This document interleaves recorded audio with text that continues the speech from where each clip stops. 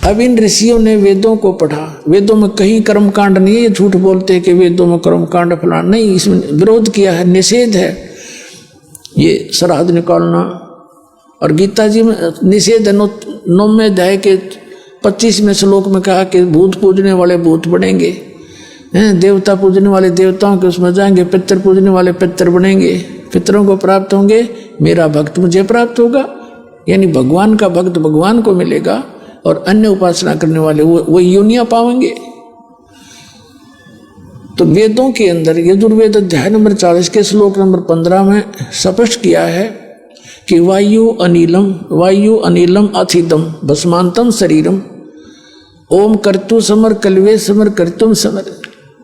इन ऋषियों ने पूरे वेद पढ़े और अब पर निष्कर्ष निकाल लिया कि ओम नाम है बस वेदों में, और कोई मंत्र नहीं है। और इसका इन्होंने है तो ये ब्रह्म का, ये मान लिया उस सुप्रीम पावर का, क्योंकि इनको तत्वदर्शी संत मिला नहीं।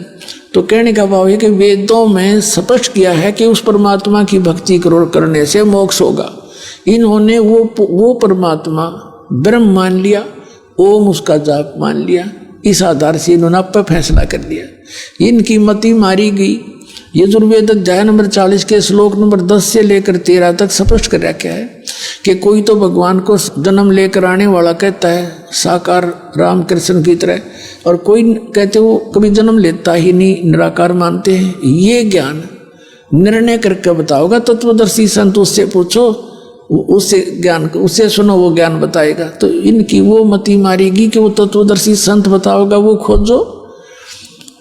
और यजुर्वेद अध्याय नंबर 40 के श्लोक नंबर 17 में स्पष्ट किया है, वेद ज्ञानदाता कहता है कि मेरा तो ओम मंत्र है, मैं ऊपर दिव्य आकाश ब्रह्मलोक में रहता हूँ, और वो परमात्मा गुप्त है, परोक्ष है पूर्ण परमात्मा। तो यहाँ भी बुद्धि कामना करी कि इसे वेद ज्ञानदाता से भी कोई और है। तो कहने का भाव है ये है कि गीता ज्ञानदाता 7वें अध्याय के 16वें श्लोक में कहता है और 17वें में कहता है कि ये ज्ञानी आत्मा,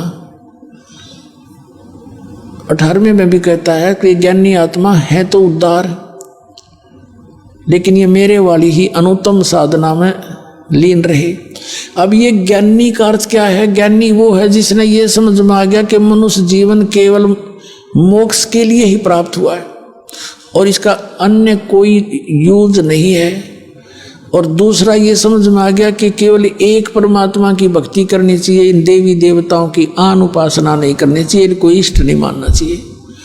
तो ये जो निष्कर्ष जिन्होंने निकाल लिया वो ज्ञानी बताए। तो उन ज्ञानी आत्माओं में से था कौन? रुचि ऋषि। रुचि ऋषि वेदों अनुसार साधना करता था, ओम नाम का जाप करता था और कोई कुटिया भी नहीं बना रखी थी, जंगल में रहता था। 40 वर्ष का हो गया। जब वो 40 वर्ष का हो गया तो उसके पूर्वज दिखाई दिए जो भूत बन रहे थे ब्राह्मण, एक कर्म कांड कर करके 4 पीढ़ी के, यानी पिताजी, दादाजी, दादाजी का पिता और फिर चौथा दादाजी, ये आकाश में दिखाई दिए और कहा, बेटा रुचि तूने विवाह क्यों नहीं करवाया? विवाह कराना चाहिए था, विवाह करके हमारे कर्म कांड करता, श्राद्ध निकालता, न्यों करता, ऐसे करता। अब रुचि कहता है कि पितामहो, वेद में तो इस कर्म कांड को, श्राद्ध श्रुद्ध निकालने को मूर्खों की क्रिया बताई है, अविद्या कही है। अब वो ब्राह्मण भी मानते हैं चारों, अग बेटा ऐसा ही है, वेद में तो ऐसा कहा, बिल्कुल ठीक है तो यह अविद्या ही। फिर भी पितर ये कर देते हैं, पितर पुत्र दे देते हैं, पितर खाक दे देते, आप भूखे मरे, मूर्ख बना रहे। अब दिखाता हूं आपको।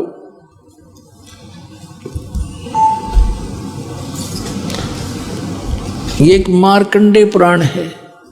पुण्यात्मा, इस विद्या का लाभ आपको केवल परमात्मा पाने के लिए है, बाकी रोटी रोटी का रोला गना बड्डा ना है। 2-4 रोटी खाओ आदमी, सुबह 4 शाम ने खूब गुजारा हो जा। एक कुटिया पा जा कि तो उसमें टाइम पास कर लेंगे, फिर ये पीछा सदा के लिए छूट जाएगा, सदा का सुख हो जाएगा इस अनुसार चलोगे तो। अब देखिएगा, मार्कंडेय पुराण, गीता प्रेस गोरखपुर से प्रकाशित, गीता प्रेस गोरखपुर से प्रकाशित।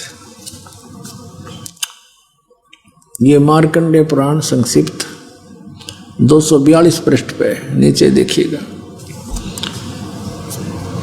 रोचे मुनि की उत्पत्ति कथा। मार्कंडेय जी कहते हैं, ब्रह्मन पूर्व काल की बात है। प्रजापति रुचि, ममता और अहंकार से रहित इस पृथ्वी पर विचरते थे। उन्हें किसी से भय नहीं था, वे बहुत कम सोते थे। उन्होंने न तो अग्नि की स्थापना की थी और न अपने लिए घर बना रखा था। वे एक बार भोजन करते और बिना आश्रम के ही रहते थे। उन्हें सब प्रकार की आसक्तियों से रहित एवं मुनिवर्ती में रहते देख उनके पितरों ने उनसे कहा। पितर बोले, बेटा, विवाह स्वर्ग और अपवर्ग का हेतु होने के कारण एक पुण्यमय कार्य है, उसे तुमने क्यों नहीं किया?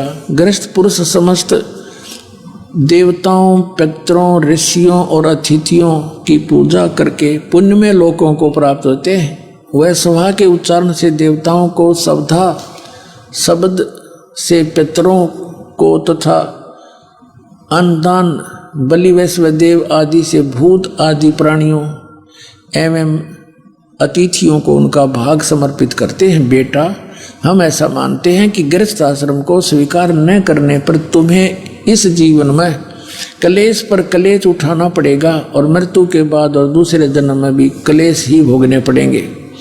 रुचि कहते हैं, पितरगण, परिग्रह मात्र ही अत्यंत दुख एवं पाप का कारण होता है। ये ब्याह करवाना तो और बड़ा झंझट, आपके शिक्षा दे रहे हो मेरे को, तथा उनसे मनुष्य की अधोगति होती है। यही सोचकर मैंने पहले स्त्री संग्रह नहीं किया। अब यहाँ कहते हैं, पितर बोले, ये देखो चारों भूत दिखाई दे गए बेचारे को, ये चारों भूत बन रहे और ये इसने दिख गया अपने पितर। अब ये क्या कहते हैं? पितर बोले, बेटा, जितेंद्रिय होकर आत्मा का प्रक्षालन करना उचित है, किंतु तुम जिस मार्ग पर चल रहे हो तो मोक्ष मार्ग है। देखा कल इनकी फुटे बाग नौका जो साधन कर रहा तू तो मोक्ष मार्ग पर जा रहा है, माराला करे नरकमान का तेरा गजब भैया। पितर बोले, बेटा, जितेंद्रिय होकर आत्मा का प्रक्षालन करना उचित है, किंतु तुम जिस मार्ग पर चल रहे हो वो तो मोक्ष मार्ग है, आगे देखना।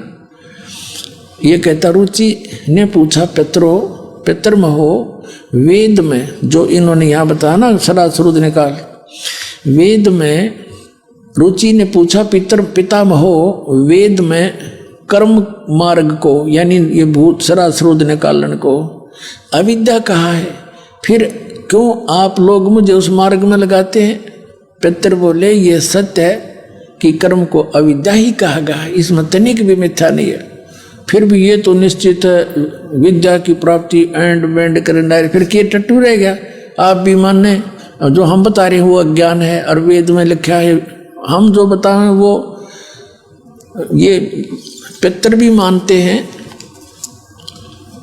और रुचि भी कह रहा है कि वेदों में ये अविद्या मूर्खों की साधना बताइए, भूत ये पितर सरासरुद निकालना, ये पिंड भरवाना, और वो खुद भी मान रहे कि बेटा ऐसा ही है तो विद्या ही।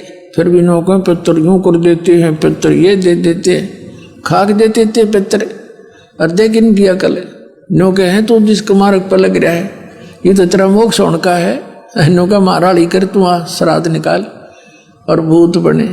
हे भगवान, तो पुण्यात्माओं, इन सदग्रंथों को भी ना समझा हमारे धर्म गुरुओं ने, इसमें संदेश क्या है? अब पुण्यात्माओं, कई भक्त कहते हैं कि जैसे किसी के माता पिता दिखाई दे जा और वो ये कह दे बेटा मेरा ऐसा कर दे, तो क्यों ना करें भाई, हमारे रुक क्या तो ना जाऊं ना, हमारे लिए बहुत कुछ कर रखा है। पुण्यात्माओं, इसका तरीका ये नहीं है जैसा आपकी बालक सोच बैठी है। जैसे किसी का बालक कुएं में गिर गया और वो तो त्राही त्राही कर ही रहा है, तो उसका इलाज क्या? आप भी छलांग लगा दे उस समय, क्या की समझदारी दोनों मरे। उसका तरीका खोज बताया है, कोई रस्सा लाओ, ऊपर दृढ़ता से बांधो और फिर उससे न डाल दो और उसको कहो इसको पकड़ और बाहर आ जा। बच्चा और नहीं पकड़न जोगा तो आप उसको पकड़ के उस तक पहुंचो और उसको भी साथ लटका लाओ और फिर बाहर से उसको खींचो। तो कहने का भाव ये है कि जो तरीका है उनके भी उद्धार का और आपकी भी जान बचे, वो तरीका इस दास के पास है। जय सतगुरु की संगत करते सकल कर्म कट जाई, अमरपुरी पर आसन होते जहां धूप ना छाई।